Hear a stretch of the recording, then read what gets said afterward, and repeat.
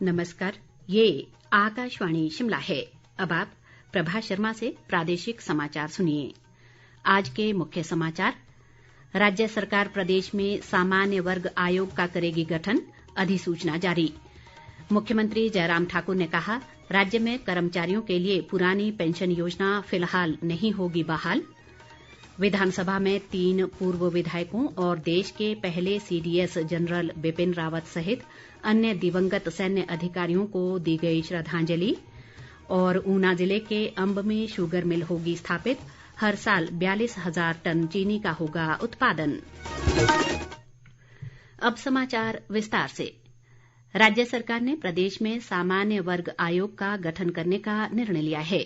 धर्मशाला के तपोवन में आज शुरू हुए 5 दिवसीय शीतकालीन सत्र के पहले दिन मुख्यमंत्री जयराम ठाकुर ने सदन में इस संबंध में एक विशेष वक्तव्य दिया। उन्होंने कहा कि सामान्य वर्ग के नौजवान आयोग के गठन की मांग कर रहे हैं। सरकार ने अधिकारियों और मंत्रियों के साथ विचार विमर्श के बाद आयोग के गठन का निर्णय लिया है। मुख्यमंत्री ने कहा कि हिमाचल में मध्य प्रदेश की तर्ज पर सरकार कानूनी प्रावधानों के तहत आयोग का गठन करेगी। समाज का भला करना ये सरकार का दायित्व है, एक संवैधानिक व्यवस्था के अनुरूप, और उस व्यवस्था के अनुरूप हम काम करना चाह रहे हैं। और ऐसे में हमने जो है मध्य प्रदेश की तर्ज पर हिमाचल प्रदेश में भी सामान्य वर्ग आयोग के गठन के इनके प्रस्ताव को हमने स्वीकार किया, क्योंकि कमीशन है। कमीशन हमको विधानसभा में हमको एक्ट के रूप में इसको करना पड़ेगा, तो अगले बजट सत्र में इस आयोग का गठन करेंगे, ये हमने उनको बात कही। सरकार ने सामान्य वर्ग आयोग के गठन को लेकर अधिसूचना भी जारी कर दी है। इससे पहले धर्मशाला विधानसभा परिसर का विभिन्न संगठनों के सदस्यों ने घेराव किया।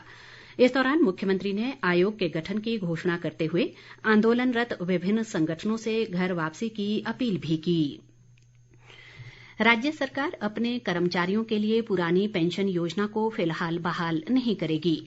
सरकार को इस योजना को लागू करने के लिए एकमुश्त लगभग 2,000 करोड़ रुपए की जरूरत होगी। इस योजना के लागू होने के बाद भी प्रदेश सरकार को हर साल करीब 500 करोड़ पेंशन पर खर्च करने होंगे। मुख्यमंत्री जयराम ठाकुर ने आज विधानसभा में विधायक मुकेश अग्निहोत्री, रामलाल ठाकुर, सुखविंदर सिंह और जगत सिंह नेगी द्वारा पूछे गए संयुक्त सवाल के लिखित जवाब में ये जानकारी दी। मुख्यमंत्री ने कहा कि पिछले 3 साल में सरकार ने 80 विभिन्न विभागों में 23,931 लोगों को रोजगार दिया है। विधायक रमेश ध्वाला के एक सवाल के जवाब में ग्रामीण विकास व पंचायती राज मंत्री वीरेंद्र कंवर ने कहा कि सरकार प्रधानों, उप प्रधानों और वार्ड सदस्यों के मानदेय को बढ़ाने पर अभी कोई विचार नहीं कर रही है। बागवानी मंत्री महेंद्र सिंह ठाकुर ने विधायक रोहित ठाकुर के सवाल के जवाब में कहा कि बागवानों को MIS के तहत बेचे गए सेब का भुगतान बजट प्रावधान होने के बाद किया जाएगा।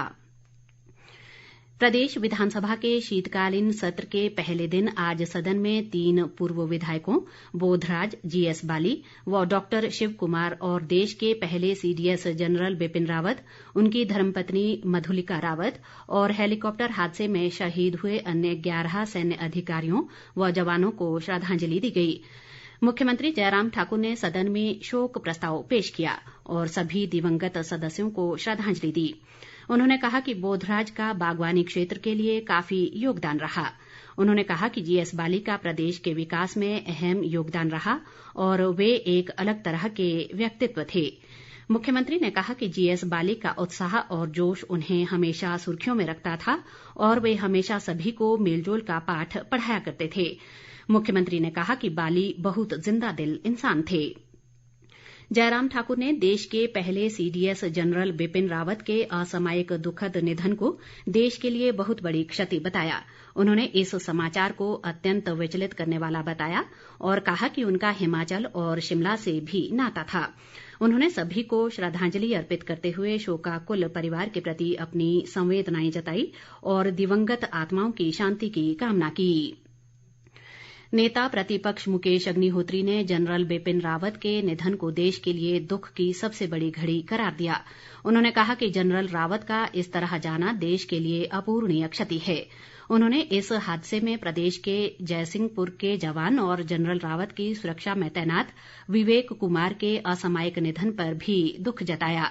मुकेश अग्निहोत्री ने अपने शोकोद्गार में जीएस बाली को दोस्तों का दोस्त करार दिया और कहा कि उनकी नाराजगी क्षण भर की होती थी। उन्होंने कहा कि GS Bali man of ideas थे।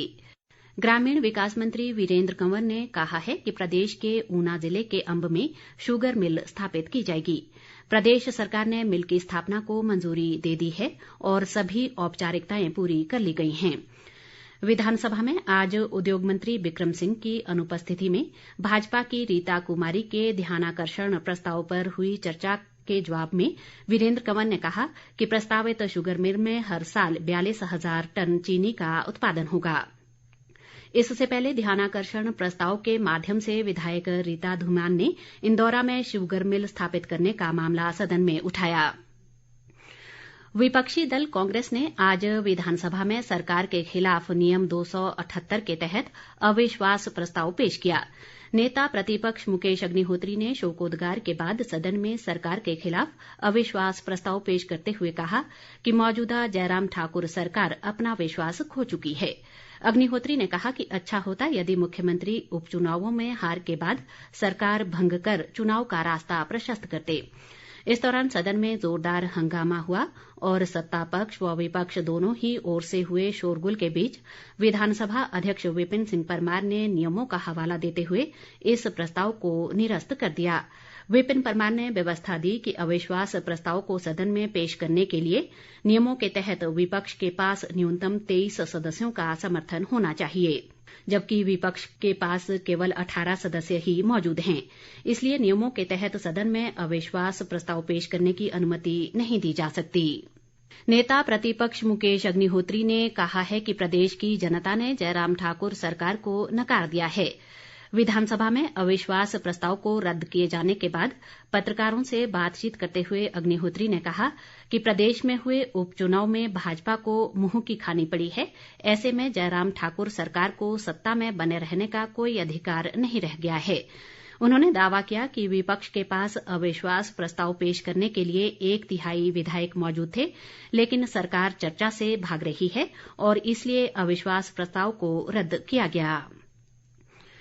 सीडीएस जनरल बिपिन रावत और उनकी पत्नी मधुलिका रावत का आज दिल्ली में पूरे सैन्य सम्मान के साथ अंतिम संस्कार कर दिया गया। देशवासियों ने राष्ट्र के लिए उनके द्वारा दिए गए योगदान को याद करते हुए उन्हें नम आंखों से अंतिम विदाई दी। 8 दिसंबर को तमिलनाडु के कुन्नूर में हेलीकॉप्टर दुर्घटना में उनकी मृत्यु हो गई थी। इस हादसे में जनरल बिपिन रावत व उनकी पत्नी मधुलिका सहित 11 अन्य सैन्य अधिकारियों ने शहादत पाई है।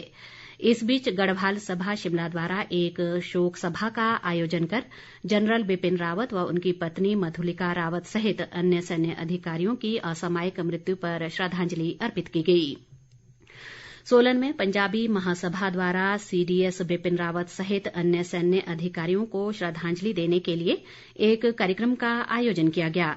इस दौरान लोगों ने 2 मिनट का मौन रखा और शहीदों के सम्मान में मोमबत्तियां जलाकर श्रद्धासुमन अर्पित किए।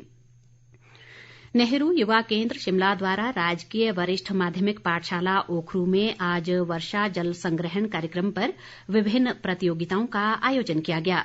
इस दौरान भाषण, प्रश्नोत्तरी और पोस्टर लेखन मुकाबले करवाए गए। विद्यार्थियों ने वर्षा जल संग्रहण पर करवाई गई प्रतियोगिताओं में उत्साहपूर्वक हिस्सा लेते हुए पानी के महत्व पर प्रकाश डाला। अंत में मुख्य समाचार एक बार फिर।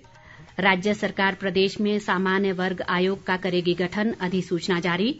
मुख्यमंत्री जयराम ठाकुर ने कहा, राज्य में कर्मचारियों के लिए पुरानी पेंशन योजना फिलहाल नहीं होगी बहाल। विधानसभा में 3 पूर्व विधायकों और देश के पहले सीडीएस जनरल बिपिन रावत सहित अन्य दिवंगत सैन्य अधिकारियों को दी गई श्रद्धांजलि। और ऊना जिले के अंब में शुगर मिल होगी स्थापित, हर साल 42,000 टन चीनी का होगा उत्पादन। इसके साथ ही ये समाचार बुलेटिन समाप्त हुआ। नमस्कार।